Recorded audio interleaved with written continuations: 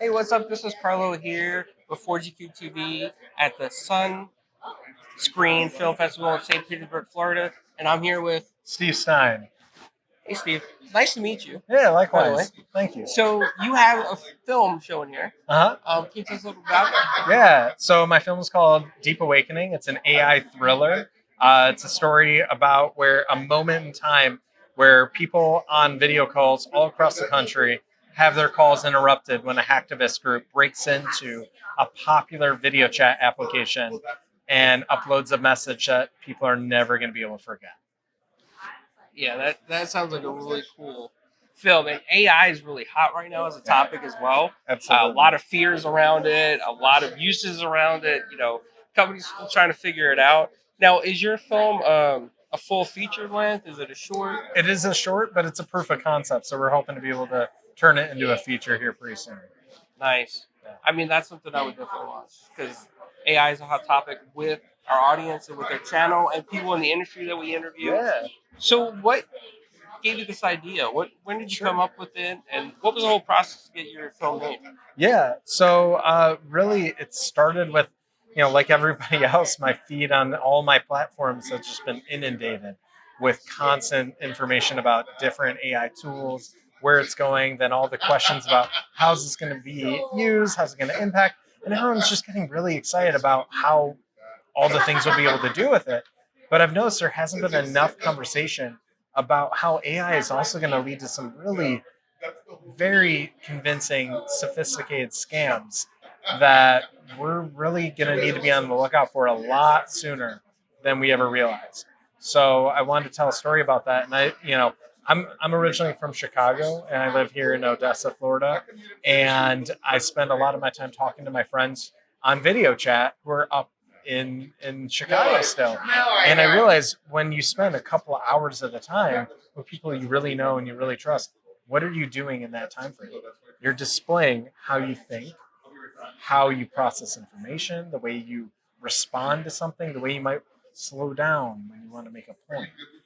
And so you're really showing everything that is needed to be able to replicate something. And a lot of these tools today only require 7 seconds to mimic your voice and to mimic your appearance. Imagine if you have 30 hours, 40 hours of metadata and footage to replicate your voice, replicate the way your presence, how much damage can really be done with that? Oh wow, that really makes you think. And now, when you think about it, you get scared thinking about it. Right. So, does your film also like it? It shows that there could be a potential problem. Yes. And in your film, do you have a potential solution? We do tease a potential solution that some of the tech companies we spoke with had mentioned as ways that we can get through this. Obviously it starts with awareness, general awareness. I love to take like an advocacy angle when I do storytelling. So this is a bit of an advocacy approach, by just trying to get people aware that this is something that's coming.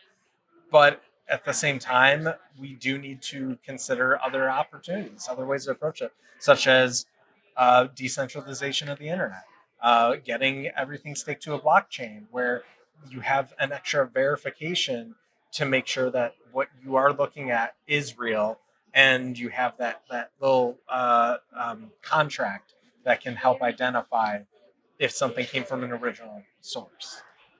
So these are little bits, and it's going to obviously take legislation, but that's a whole other side to this point. So And the reason why I think this is a hot topic with our audience is because a lot of the people that watch our show and do our interviews, they're involved in the film industry, animation. They're voice actors, yeah, they're actors, they're writers too. And AI has a potential to distort that whole field in general. And one of the things that legislation is needed for is to protect voice actors, especially voice actors, right. because, like you said, 30 hours of metadata, you can certainly do a lot with that. And there are companies to this day, right now as we speak, that are using old footage because there's no legislation, and they're trying to mimic the voices and play them on the characters that they used to play or future characters.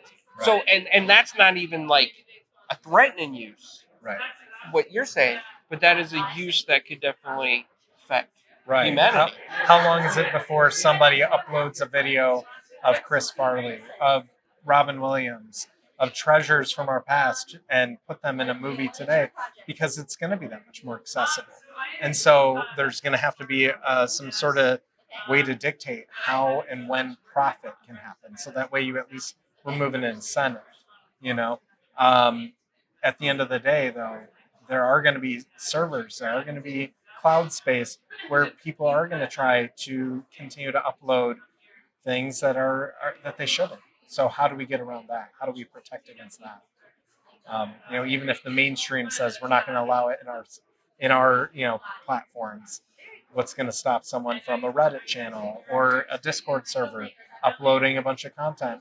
You need to have some sort of measure in place. So, when it comes to legislation, and this is important, Yeah. what are some of the ideas that you have for legislation? I will admit we need people far smarter than me on that topic, but I do think that starting with decentralization of the internet, making sure that there's some policies to protect artists in place, make sure that we can have explained AI, XAI. If we can make it so that that is a factor, you can then track the path of where information came from that led to that output. Right now, if you talk to the folks over at Midjourney and you talk to them at ChatGPT, they'll tell you it is impossible for them to go back and have the pathway identified now, even if you just ask a simple question of, is 2 plus 2 4? And the answer says, yeah, it's 4. Well, they can't track why did it come to that answer? What are the pieces of information that led to that? Well, what if you can have explained AI that identifies, we took this portion of this character from Brad Pitt. We took this portion of this story from Star Wars. Well, then you have a way to identify a percentage and a value. Well, can that then result in residuals to those actors, to that storyteller? Um, it's obviously a much more complex thing than I'm saying, but I wonder if that maybe there's something to that. Interesting.